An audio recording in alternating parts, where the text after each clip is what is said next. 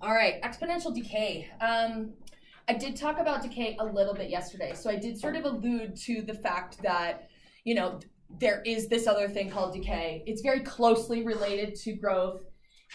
It's even just like a flip away from being growth, right? Do you remember on the Desmos graph? I kind of showed you there was like one graph going like this, and another one was going like this, and we could see that they were perfectly symmetric. The green one is growth, the blue one is decay. They both have the same base. So this would be like growth of base 2. This would be decay of base 2, which would really be like a base of 1/2. Okay, so they're really, really closely related. This image is representing the half-life of amount of stuff in moles. I actually grabbed this image from an MCAT exam book, like practice exam book. The MCAT is the test you take if you want to go to med school. And so the concept of exponential decay is something that comes up in biological sciences a lot. Chemistry, anything that's dealing with organic compounds would talk about the substance decaying. They can use that to do carbon dating, if you've heard that term. When they found those like woolly mammoth hairs in the snow, they're like super excited if they find hair that's like alive, because they can then go inside, they can count how many like carbon atoms are in there, and they can work backwards to figure out how old that woolly mammoth was. Because it is a known quantity of how quickly carbon atoms die. It's known exactly. So it's pretty interesting in that way, how we can kind of use the math to then work backwards to predict when this thing lived. So the equation will look exactly the same, which is nice. There will be a lot of consistencies from what we were just doing in 9A. The one difference, okay, there's going to be some differences, obviously, if it's going to be decay. It could have to do with this base number. All right, so the base number might end up being a fraction. That's one difference that you would see. That would be the most obvious difference. The alternative difference that you could see is that you could have an X flip of a growth equation, a growth function is decay.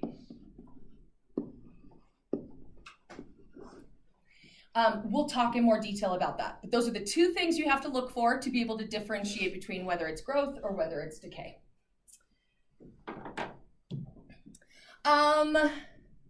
Quick recap from Monday. There are certain B values that we cannot have. We saw one when we just went over the homework. Can't be negative. Yeah, good. Can't be negative. What else would it just not make sense to have as a B value? 0. B would never be 0. And B would also never be 1, right? It just wouldn't grow. Okay, so then let's focus in on this whole negative exponent situation. So if I have a base 4, but it has a negative x as its exponent, right now we probably are looking at this and associating that negative sign as being attached to that x. But instead, I want you to imagine that negative sign is attached to the 4. So maybe it's something like this. 4 to the negative 1, and then all of that gets an x. Well, wouldn't 4 to the negative 1 be 1/4? And then to the power of x. So a growth equation with an x flip is exactly the same as a decay equation. Conversely, it can work the other way around. If I have a decay base number, but it has a negative, like an x flip, if we imagine just the -1 part of that being applied to the 1/4, so if we did it something like this, 1/4 to the -1 power, and then in another step, imagined it getting the exponent of x, we would see that the part in blue would flip and become a 4. So then it would be 4 to the x. That's the one curveball that could come your way now. You know, it's easy to differentiate between base numbers being growth and decay, but you might have to factor in, is there a x flip that would also change it back and forth?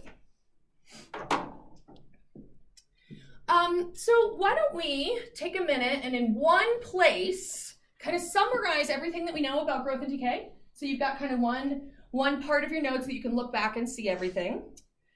Let's see, why don't we start with some basics. For growth, I would say that the b value tends to be greater than 1.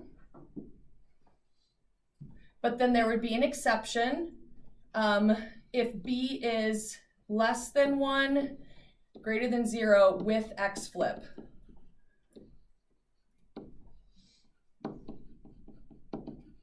That would be our one exception.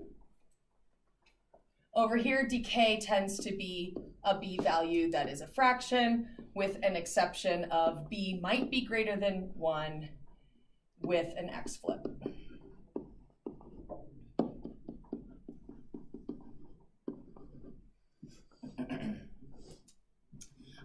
Let's maybe show the two ways that it could look graphically. Each one of these could look sort of two different ways.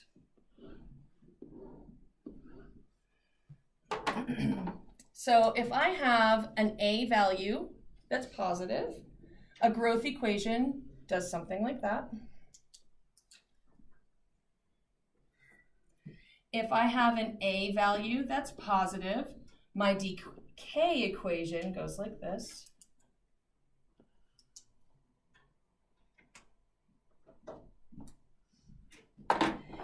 If I have an a value that is negative, then it's going to get flipped below the asymptote, but it's still growth. So we talked about this as negative growth, right? This could be like a root growing down. Your debt is increasing negatively. Over here for decay, if a is less than 0, it's going to look like this. This one is a little bit challenging to wrap your head around. Yeah, Andy. So for decay, it's going to the left, and then for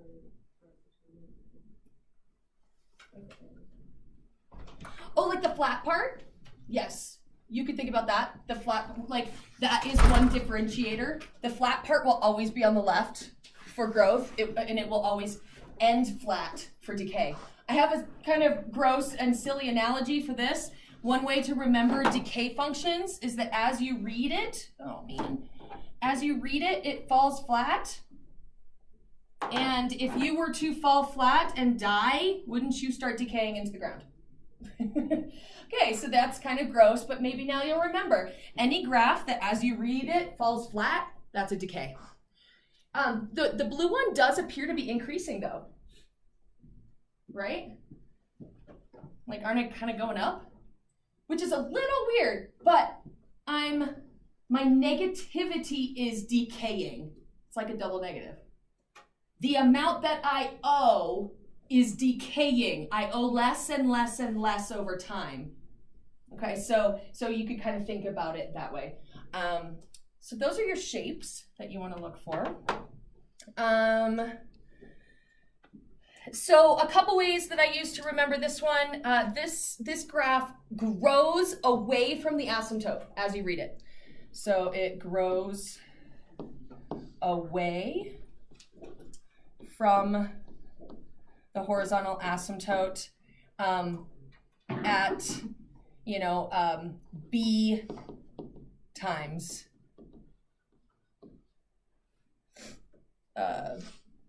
greater. At b times greater, for each point you go. Whereas this one falls flat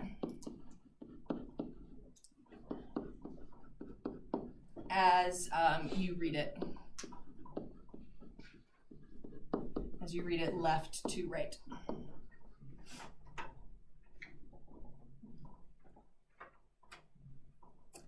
All right, so that should help you be able to differentiate between growth and decay if you were given a picture, because that might be something that you would have to do. If you have questions like this, these should go pretty quick. Let's just go through these and identify, are they growth or are they decay? So for number 1, growth or decay?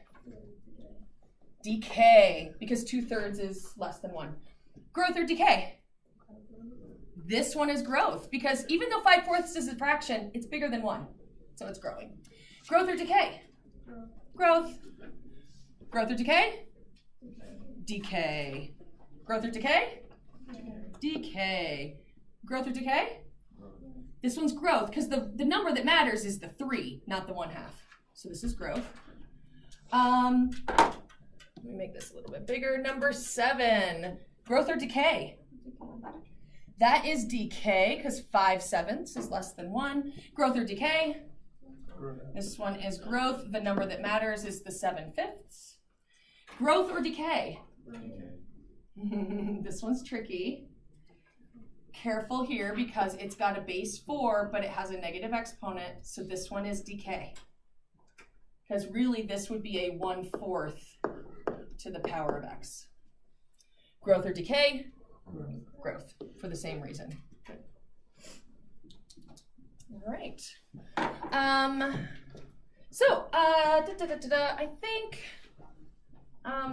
think I kind of already talked about everything I need to talk about on this slide, so let's move on to, let's do some graphing. The one thing that is going to be added that we did not have to do on 9A is talk about domain and range. All right, so we're going to add that now that you know the general shape. So if I wanted to graph this, we could just take away the transformations, consider this as our parent function, you know, our unchanged function, build a t-table for that. So 1, 0, -1 are my easiest exponents. If I plug them in, I would get a 1/2 here, I would get a 1 there, and I would get a 2 for that. But now I go back up to the changed equation and I look at, is there an A, an H, or a K? And in this case, A is 3. So that is a Y change. So I'm going to take all my Y's and multiply them by 3. So then this becomes 3/2. This becomes 3, and this becomes 6. And now I'm just plotting my points.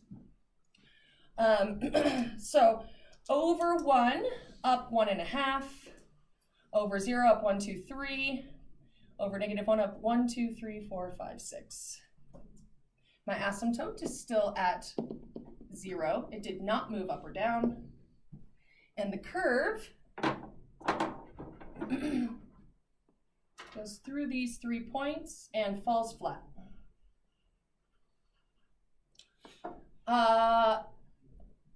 Amdi and I were talking about the stretch earlier. Look at the y-intercept, which is the middle point. Notice it is vertically stretched off of the asymptote by a factor of 3. Okay, you will always see that A value illustrated in your y-intercept point. Okay, domain and range. Imagine walking on the curve. Okay, sure, I'm going up. I'm not thinking about that though, because I want to do domain first. So I'm thinking about going left. I'm going left. I'm going left. Is anything stopping me from going left? No. Is there a break in my function? No. So I can go left all the way to -infinity. So now I'm walking on the function. I'm going right. I'm going right. I'm going right. Is anything stopping me? No. So domain is infinity to infinity. Let me relate that to the equation. Look at where the x is. It's right here. Can you think of a number that I'm not allowed to have as an exponent? Can I have negative numbers as exponents? Totally. Can I have a 0 as an exponent? Totally. Can I have positive numbers as exponents? Totally. So there's no restrictions on that x value. Now, our range will be impacted because notice if I go up forever. But do I go down forever? No. No, I'm limited by this asymptote. Okay? So your graph will always be either above the asymptote or completely below the asymptote. So your range will differ from problem to problem. In this case, it's from 0 up to infinity, soft bracket on both because you never equal the value of the asymptote.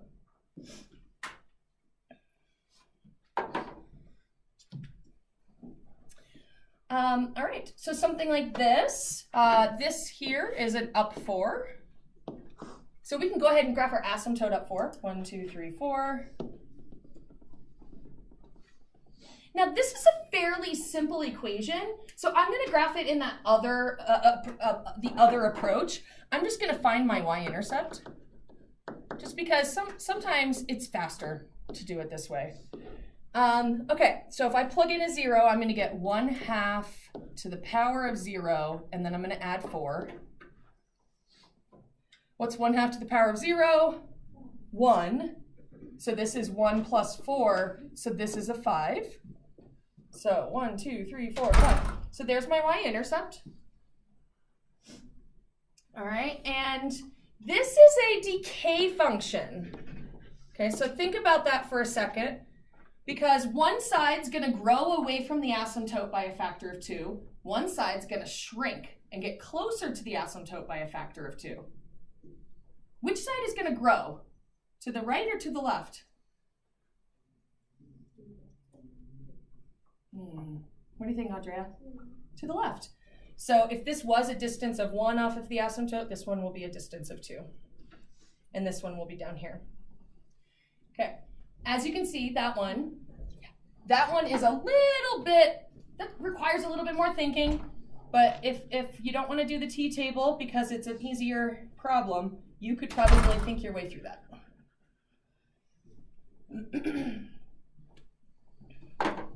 All right, so domain and range. Domain will always be infinity to infinity, as we saw on the previous one. But in this case, I am always above what value? I'm always above 4, so 4 to infinity. Now, something else I want you to think about. I think that doing domain and range for these graphs is super easy when you have a graph. But what if we don't have the graph? Okay, what if we're just looking at this equation right here? I want you to consider this piece right here that I'm highlighting. What do you think of all the possible outcomes that could happen picking an infinite number of x values? Maybe you pick -100, maybe you pick -7, maybe you pick 0, +7, +1,000. If I'm taking a 1/2 and I'm multiplying it by itself over and over and over and over again, can I ever make it negative? 1/2 times 1/2 times 1/2 times 1/2. Now maybe if this was a negative exponent, I would do 1/2 times 1/2 times 1/2 and then flip it. Okay, but will it become negative? Never. This thing in the pink circle box situation will never be negative. It will always be positive. Now, can I turn it into nothing? Can I take a 1/2, multiply it by itself over and over and over and make it become nothing? Right? I can't make it become nothing. So won't this always be bigger than 0? So my y will always equal a 4 plus a little bit more. Okay, so that's how you could think your way through domain and range if you didn't have a picture. Okay, you could think about it in that way. But obviously, I think graphs really help with domain and range. All right, what kind of transformation is happening to this one?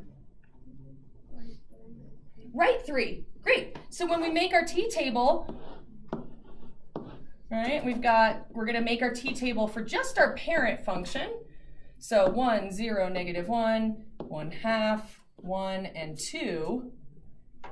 We are going to then add 3 to all of our x's. And that should make it really easy. You just plot your points at that point. The asymptote did not move. Okay. So 1, 2, 3, 4 over 4 up 1/2. over 3 up 1, and over 2 up 2. And there you go. So without a doubt, the T-table approach is quick, easy, and straightforward. Domain infinity to infinity, range is always above 0. All right, so when we ask you to do the equation from the picture, remember we talked about the fact that you'll always be told what base it is, so look for that in the instructions. It's base 1/3. So I can go ahead and start to do this. And then we can start to get our other pieces from the graph. So we got to find our first point. All right, walk on the curve, walk, walk, walk. Oh, there's our first point. Okay. Now, our first point should be our y-intercept. It still is. So that's still the y-intercept. And so therefore, ooh, do you know that fancy, what is that, like an ellipsis? Is that what that's called? No, it means therefore. Therefore, h is 0. So I can do that because I know it did not move left or right. From that point, we can look at, okay, well, what is its stretch value? How far did it move off of the asymptote? And in this case, it looks like 1. But not really just 1. It's -1, right? Because it's below the asymptote. So A is -1. So I can put in -1 right there. And so A, H, K. K will always come from the asymptote. In this case, y equals 0. And so therefore, K equals 0.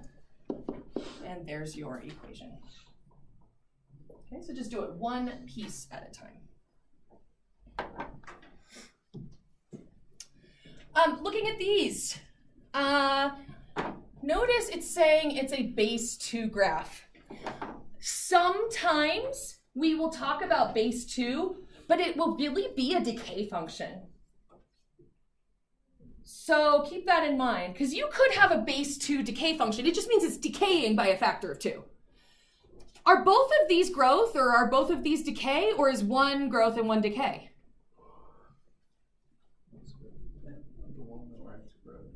There's one of each. Okay, so which one's growing and which one's decaying? Fenton? The one on the right's growth. This one is growth. Good. And this one is decay.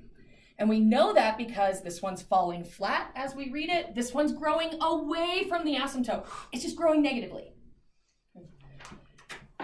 So for this one, we can certainly start with a 1/2. If you wanted to get fancy, you could do a 2 with a -x, but it would be okay to do a 1/2 there. This one, we would start with a 2. And then we could build all of the other pieces off of what we see here. This would be an A value of +2. The first point is still the y-intercept, so therefore h is 0. And the the horizontal asymptote is at y equals 1, so k is 1. And for this one, here's my first point. Ooh, this one's off of the y-axis. This moved 1 over, so it moved 1 right.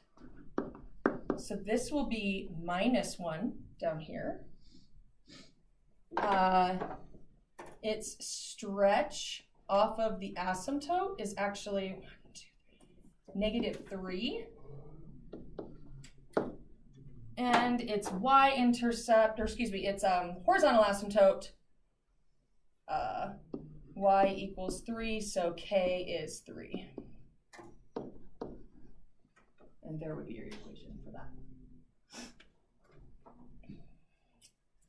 All right, so lots of similarities to what we did on Monday.